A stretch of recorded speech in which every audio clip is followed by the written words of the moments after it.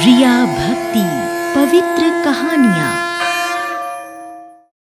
ये कहानी है मध्यम वर्गीय तबके के नरेश की। नरेश लक्ष्मी नारायण का बहुत बड़ा भक्त था। वो निज दिन उनकी पूजा करके ही अपने दिन और काम की शुरुआत करता था। नरेश की माँ सत्यवती लक्ष्मी नारायण को पूजती थी और पंचमेवों का भोग भी लगाती थी। लेकिन उसकी बहू सुरेखा बड़ी ही फूहर और नास्तिक औरत थी, जो कभी पूजा पाठ भी नहीं करती थी और घर द्वार को भी साफ सुथरा नहीं रखती थी।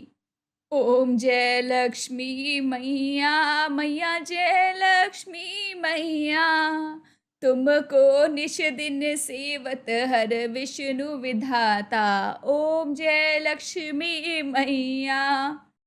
इतनी भोर को आरती की आवाज सुनकर मखमल की बिछोनी पर पड़ी पड़ी सुरेखा बड़बड़ा उठी।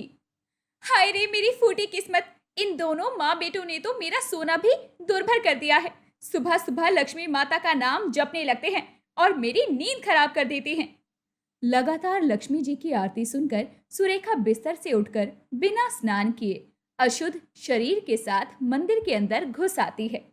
अरे बस भी करो आप दोनों माँ बेटी, सूरज की किरण फूटती नहीं कि आप दोनों टन टन टन टन शुरू कर देते हो। नींद हराम हो गई है मेरी। कर लिया पूजा पाठ, बरसा दिया आपकी लक्ष्मी माँ ने धन दौलत। सुरेखा बहू, मैंने तुझे कितनी बार कहा है, सवेरे सवेरे कलेश नहीं करते। घर में आई हुई लक्ष्मी भी चली जाती है। घर की बहू स्वयं लक्ष्मी जी का रूप होती है। इसीलिए अपने मुंह से अच्छी अच्छी बातें निकाला कर, ताकि अच्छा हो। अपनी लक्ष्मी भक्त सास की बातें सुनकर नास्तिक सुरेखा लालच की इच्छा से मांगती हुई बोलती है, अगर ऐसा है तो फिर ठीक है। हे लक्ष्मी मैया, मुझे 1 करोड़ रुपए दे दो। जब सुरेखा को उसकी प्रार्थना का फल नहीं मिलता तो वो दांत पीस कर कहती है, बरसा दिया लक्ष्मी मैया ने धन। देखो देखो माँ जी, मांगने से कुछ नहीं मिलता, मेहनत की कमाई से सब आता है। तो फिर हम अपनी कमाई में से क्यों फल खीर मिठाई का भोग भगवान को लगाएं? सुरेखा की ऐसी रुखाई भरी बातें सुनकर नरेश खिसियाए स्वर में उससे बोलता है, सुरेखा, कितनी छोटे दिल वाली हो तुम तो। जो लक्ष्मी मैया के दिए में से उन्हें नहीं दे सकती तो किसी गरीब को क्या देगी। ये लक्ष्मी मैया की दया कृपा है हमारे घर पर, जो हम बाकियों से अच्छा खा रहे हैं, अच्छा पहन रहे हैं और शांति से रह रहे हैं।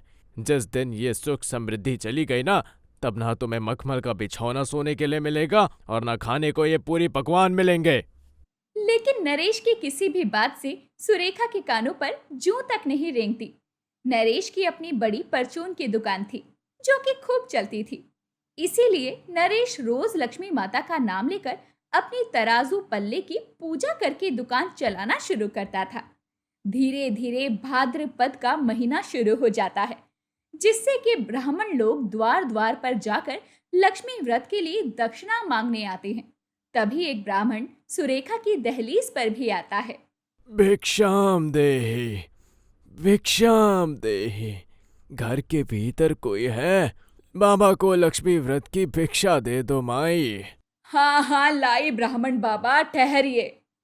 सास भंडार घर से आटा, गुड़, आलू एक थाली में लाकर उसमें 101 रखकर उसे देने लगती है। तभी सुरेखा उसे देख लेती है और उसे ये दान नहीं देने देती। माँ जी, इतना सारा अनाज किसे देने जा रही थी आप? सुरेखा बहू, द्वार पर साधु महात्मा आए हैं। लक्ष्मी व्रत का महीना है, इस महीने में दान करना अच्छा होता है, इससे लक्ष्मी माता प्रसन्न होती है। अरे माँ जी, हमारे पास क्या धन का कुबेर थोड़ी है, जो द्वार पर आने वाले हर एक महात्मा को हम अनाज देते रहें। ऐसे तो हम खुद लुट जाएंगे, हमारे पास क्या बचेगा। ओ साधु बाबा, यहाँ कुछ नहीं मिलने वाला, किसी और के द्वारे जाओ। कंजूस सुरेखा ब्राह्मण को बिना कुछ दिए भगा देती है। भगवान नारायण के संग स्वर्ग लोक में विराजी देवी लक्ष्मी जी सुरेखा की कंजूसी वाले स्वभाव को देखकर क्रोध में आ जाती है। इस दुष्ट सुरेखा ने मेरे ब्राह्मण भक्त को द्वार पर से बिना कुछ दिए दुत्कार कर भगा दिया। ये इस योग्य नहीं है कि मैं इसके घर में वास करूं, इसीलिए मैं सारी धन वैभव इसके घर से छीनती हूँ। ये कहते ही देवी लक्ष्मी सुरेखा के घर से मुंह मोड़ लेती है उसने शरीर में जितने भी सोने के गहने पहने होते हैं वो सब कांटों के गहने बनकर उसे चुभने लगते हैं। उसकी लाखों की साड़ी फटे हाल हो जाती है और मखमल का बिस्तर सूखी घास के बिस्तर में तब्दील हो जाता है और उनका महलों सा बड़ा घर एक जर्जर घर में बदल जाता है। तो वहीं नरेश की दुकान भी ठप पड़ जाती है। देवी लक्ष्मी के रूठ जाने के बाद पूरे परिवार पर घनघोर गरीबी छा जाती है। तो सुरेखा शौक मनाने लगती है। हाय रे, मैं तो लुट गई, बर्बाद हो गई। हे लक्ष्मी मैया। अब क्यों अपनी छाती पीट रही हो? जब लक्ष्मी मैया थी तब तुमने कभी कदर नहीं की थी, और अब जब हम गरीब हो गए हैं तब तुमको भक्ति याद आ रही है। अपने पति के कोसने पर सुरेखा बड़ी दुखी हो जाती है और चौखट पर बैठकर रोते हुए भगवान नारायण की दुहाई देने लगती है। हे लक्ष्मीपति भगवान नारायण, मुझ मूर्ख से भूल हो गई। मुझे बताइए कि मैं क्या करूं। कोई उपाय सुझाइए जिससे लक्ष्मी माँ मुझे क्षमा कर दे। सुरेखा के पुकारने पर भगवान नारायण उसी ब्राह्मण का रूप लिए हुए उसके द्वार पर आते हैं और उसे लक्ष्मी व्रत करने को कहते हैं। दुखी मत हो बेटी, भाद्रपद का महीना चल रहा है। कहते हैं इसमें जो कोई भी लक्ष्मी जी के नाम के 16 शुक्रवार व्रत करता है उसके सारे दुख सारे कष्ट मिट जाते हैं और उसके घर में धन की वर्षा होती है। तुम बस सच्चे मन से लक्ष्मी जी का व्रत करो और कथा सुनो। पर मैं तो बहुत गरीब हो गई हूँ। मेरे पास तो पंडित को दान देने के लिए दान दक्षिणा तक नहीं है और कोई भी मेरे घर में आकर कथा क्यों सुनाएगा। मेरी बस एक ही इच्छा है कि देवी लक्ष्मी का मेरे घर में फिर से वास हो जाए। एक उपाय है बेटी। लक्ष्मी नारायण के मंदिर के बाहर एक गरीब स्त्री उपले थापती है, वो भी कथा सुनाती है। तुम 16 शुक्रवार तक उसी से व्रत कथा सुनना और अपने घर में भोजन के लिए उसे न्योता भी देना, तब देवी लक्ष्मी फिर से तुम्हारे घर में वास करेगी। इतना कहकर ब्राह्मण रूप में आए भगवान श्री नारायण द्वार से चले जाते हैं। सुरेखा भोर के 4 बजे उठकर पूरा घर आंगन लीप कर नहा धोकर देवी लक्ष्मी को हलवा पूरी बनाकर भोग लगाती है और लक्ष्मी व्रत करके कथा सुनने मंदिर में आती है, जहां एक महिला उपले थाप रही होती है, जो कोई और नहीं बल्कि साक्षात देवी लक्ष्मी थी। सुरेखा उसके पास जाती है। सुनो बहन, क्या तुम ही लक्ष्मी व्रत की कथा सुनाती हो? लक्ष्मी जी मंद मंद मुस्कुराते हुए उत्तर देती है। हाँ, मैं ही हूँ कथा वाली। तुम भी बैठ जाओ, मैं कथा सुनाने ही जा रही हूँ।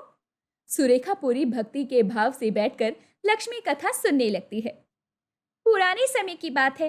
किसी एक गांव में एक ब्राह्मण रहा करते थे, जो कि विष्णु जी की पूजा करते थे।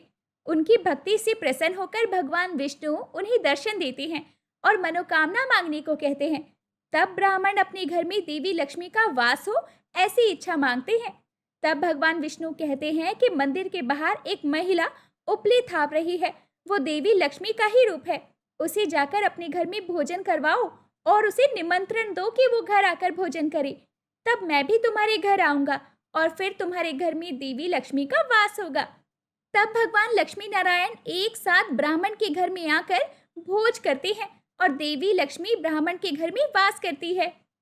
कथा पूरी होने के बाद सुरेखा अपने घर लौट आती है। ऐसे ही गुजरते सप्ताहों के साथ उसके 16 शुक्रवार के लक्ष्मी व्रत पूर्ण हो जाते हैं। उस ब्राह्मण ने कहा था कि जब 16 शुक्रवार के व्रत पूरे हो जाएंगे तब मैं अपने घर में भोजन करवाऊं, लेकिन मेरे घर में तो अन्न का एक दाना भी नहीं है। मैं लक्ष्मी नारायण को क्या खिलाऊंगी? ये कहते हुए सुरेखा की आंखों से झरझर आंसू बहने लगते हैं। तब उसकी सास सत्यवती कहती है, बहू, देवी लक्ष्मी बहुत ही कृपालु और दानी है। तू उन्हें अपने घर पर बुला। जिस प्रकार लक्ष्मी मैया ने तेरे व्रत पूर्ण करवाए हैं, ये भोजन भी पूर्ण होगा। धीरज धर। जी माँ जी। सुरेखा उस गरीबी के अभाव में भी सबको भोग पर निमंत्रण देती है। पूरा का पूरा गांव खाने के लिए जुट जाता है, जिसे देखकर सुरेखा दुविधा में आ जाती है। माँ जी, पूरी की पूरी भीड़ दावत के लिए इकट्ठा हो गई है। इतने छोटे से घर में इन्हें कहाँ बैठाऊंगी, क्या खिलाऊंगी? अभी मेरी माता लक्ष्मी भी नहीं आई है। तभी लक्ष्मी माँ और भगवान नारायण भी साधारण इंसान का रूप लेकर उसके घर में आते हैं। जैसे ही वो दहलीज के अंदर कदम रखती है तो घर की रौनक बदल जाती है। घर का सीमित आकार बढ़कर बहुत बड़ा हो जाता है। सब लोग आरामदायक तरीके से बैठ जाते हैं। तभी देवी लक्ष्मी दरी पर बैठ जाती है और सुरेखा को देखते हुए मुस्कुराकर भोजन मांगती है। जाओ भोजन ले आओ सुरेखा, सब भूखे हैं। उस अनदेखी महिला को अपना नाम पुकारते देखकर सुरेखा आश्चर्य में आ जाती है और भंडार घर के अंदर जाती है, जहां वो देखती है कि बहुत सारा खाना, खीर, पूरी, सब्जी, मिठाई बनकर तैयार रखा था। ये भोजन ये यहाँ कैसे आया? घर में तो कुछ भी नहीं था। जरूर मेरे घर में मेरी माता लक्ष्मी वापस आ गई। तभी महालक्ष्मी सुरेखा के सामने प्रकट हो जाती है। सुरेखा अपने आंसुओं से माता लक्ष्मी के पैर धोने लगती है।